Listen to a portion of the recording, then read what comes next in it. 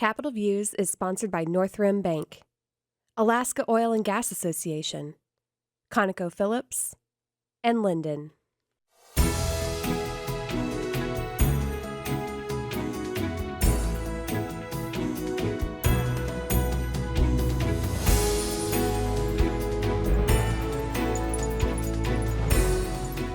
Hi, I'm Tim Bradner with Alaska Legislative Digest, and welcome to Capital Views, and welcome today to Joelle Hall, the president of Alaska AFL-CIO, one of Alaska's veteran labor organizations. Joelle, thanks for joining us. Oh, it's my pleasure to be here. Thanks for asking me, Tim. Joelle, maybe we could start by just for folks who are not aware of just what AFL-CIO is, a quick refresher. How many labor organizations are involved and what it is you guys do? Absolutely. The Alaska AFL-CIO is a federation of most of Alaska's unions. There's a couple that exist outside of our federation. Any Alaska Anchorage Police Department correctional officers are not inside of the AFL-CIO, but basically every other union is inside of a federation where we work together for the collective benefit of working people. So my job is to lead that federation, and my job is to represent the variety of, people who get represented there. So that is grocery store workers, state employees, construction workers, federal government workers. It's the gamut. It's about 50 unions and about 50,000 members. So it's a large group of people. I think we're the second largest member organization in the state of Alaska. And we represent people from Utqiagvik to Ketchikan, and everywhere in between. That's a real broad scope. And one of the things that always struck me about this is how you on one hand, you have a lot of public employees, which have a set of interests, and then you have trade groups interested in the construction industry and affected by that. But how are things generally in the in the labor movement? Can you generalize or maybe mention a few things that affect public employees, for example, versus the construction folks? Well, the purpose of a union is to work on and improve the wages, the benefits, and the working conditions of their members. That's true whether you're an electrician or whether you're a public employee. We exist to protect and expand the benefits, wages, and working conditions of people. So we have the same basic function, regardless of who we represent. So the day-to-day work of a union may be different in the sense of like the types of workers they represent.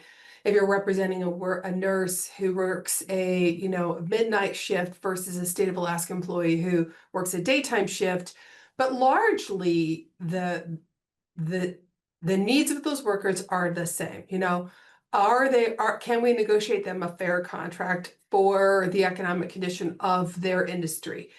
Can we ensure that they get protected on the workplace and they have a voice on the job to protect them in any kind of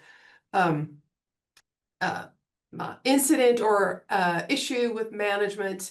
And can we make sure that they can retire with dignity? That's the basic bucket that is universal in my world. So outside of that, there's lots of other issues. Are we getting represented about things that affect? We also work on behalf of people who are not in unions all the time. How are we doing with minimum wage? How are we doing with sick leave benefits? Or these things don't necessarily always relate directly to union workers. They just relate to workers. So, Joelle, in terms of broad issues affecting the labor movement, and let's take federal workers, for example. It's been an interesting year for the federal workforce, but where are things now? Well, not much better. I think some people who were doged have actually gotten their jobs back, but not enough of them have. The biggest challenge for me and for the people that I represent is that through an executive order, the president has stripped those workers of collective bargaining rights. So that is never been done in this country before, that 11 million people lose their collective bargaining rights with a stroke of a pen. This is obviously completely against our values. We believe collective bargaining is a right. So we are working with our federal delegation to try to reinstate those collective bargaining rights through legislation. I think this was a Dwight Eisenhower executive order that was undone. These are attacks on the fundamental right of a worker to be in a union. So it is a very big deal to us. Joelle, I assume you've been tracking some of this, but a lot of federal workers were laid off during the uh, in the early stages of this effort to cut the federal workforce. How many have a lot of them been hired back? Do you know the status of? I don't have specific numbers. No, I don't. I think that there's been a slow trickle back. And but I don't have specific numbers. I'm sorry. In terms of state issues, Joelle, are there any kind of broad issues? I mean, the workforce training is always Yeah. and money for workforce training is always a question. And in this tight fiscal times, that's a concern. Um, is Yeah. are the are the unions, for example, the craft unions, able to keep up their apprenticeship programs and their training programs? Well, absolutely. I mean, we're still training people every day, all the time. We are training based on what our employers need. So if the employers get more work, we're very hopeful that, I mean, always hopeful that the gas pipeline, which appears to be getting legs and getting phone calls from people saying, things appear to be moving along. When employers get those kinds of contracts, that is exactly the kind of opening of the tap that encourages us to then train more workers on their behalf. So we will certainly be doing that. The other issue relating to pension, relating to health, to workforce development and kind of state issues is, of course, the funding for workforce development training. There's a number of bills in this legislature that kind of look at different ways of expanding that pipeline of the types of the amount of money available to train workforce.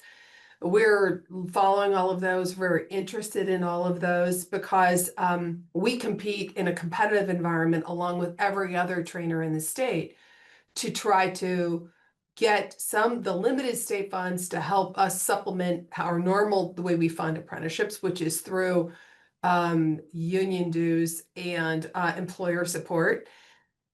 And we are a very good bet. We have a 98% placement of the people that come through our apprenticeship system.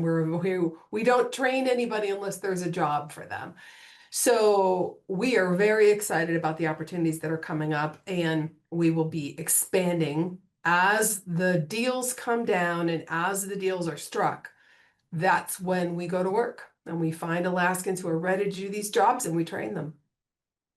Joelle, are there? I mean, there's a lot of North Slope work going on right now, and hopefully it'll continue. It looks like it might. Are there enough trained Alaskans to do this work? I think that's always a challenge. Enough trained Alaskans who want the job. I mean, there's another factor there, right? So are there enough trained Alaskans who want to do that work?